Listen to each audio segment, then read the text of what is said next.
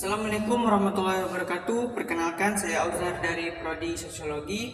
Di sini saya akan menjelaskan materi mengenai sosialisasi. Apa sih sosialisasi itu? Sosialisasi adalah interaksi antara masyarakat dengan masyarakat lain untuk mendapatkan hasil yang dia inginkan.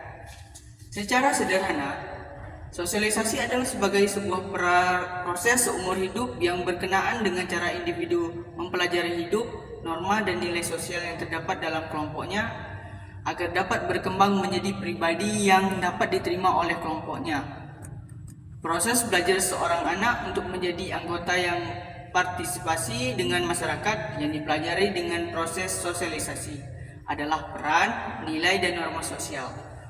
Proses belajar tentang nilai dan norma.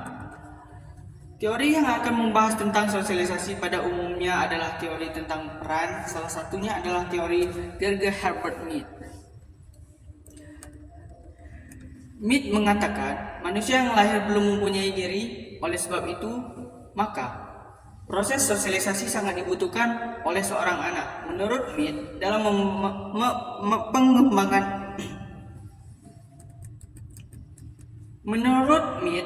dalam mengembangkan diri terdapat beberapa tahap, diantaranya adalah play stage, game stage, dan generation order.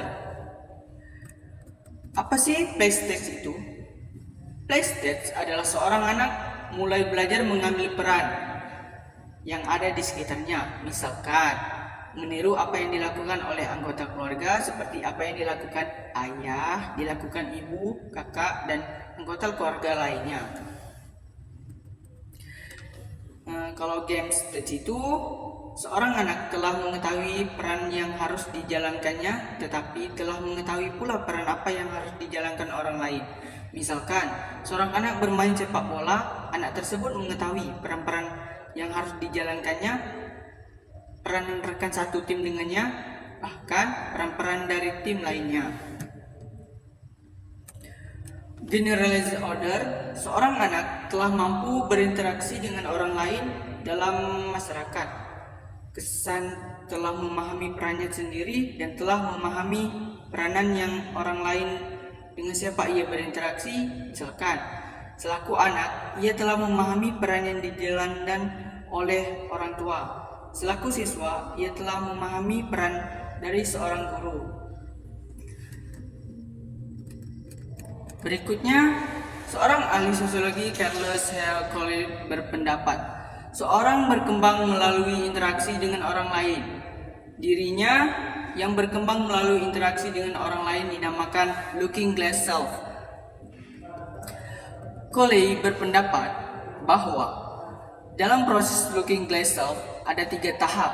Tahap pertama, seorang mempunyai persepsi terhadap dirinya. Tahap kedua, seseorang memiliki penilaian terhadap penilaian diberikan oleh orang lain padanya.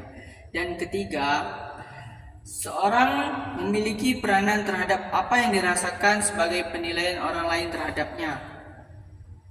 Contohnya, seorang mahasiswa mendapatkan nilai D atau E, maka ia akan merasa bahwa dirinya itu bodoh. Selanjutnya, ketika ia merasa ia bodoh, maka ia kurang dihargai dosanya. Karena merasa kurang dihargai, maka mahasiswa tersebut menjadi murung.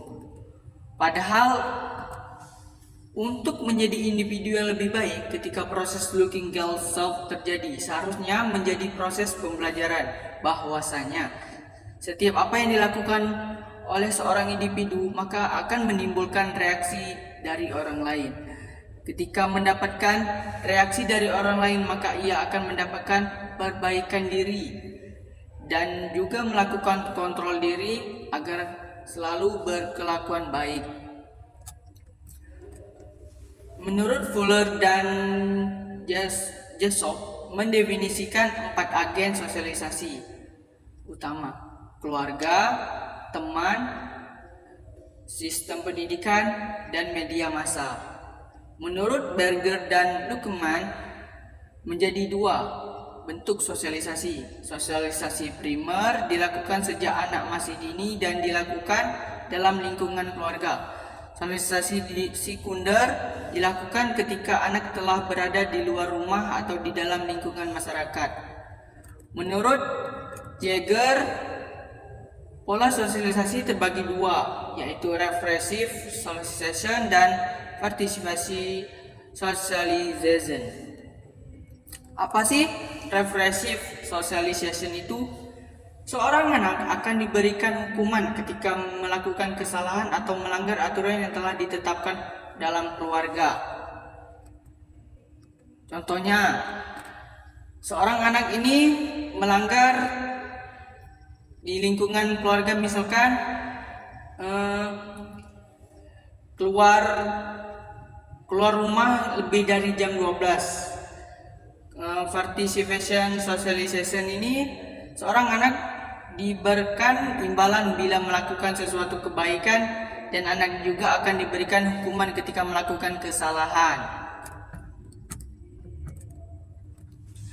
Cukup sekian materi dari saya, terlebih terkurang saya mohon maaf.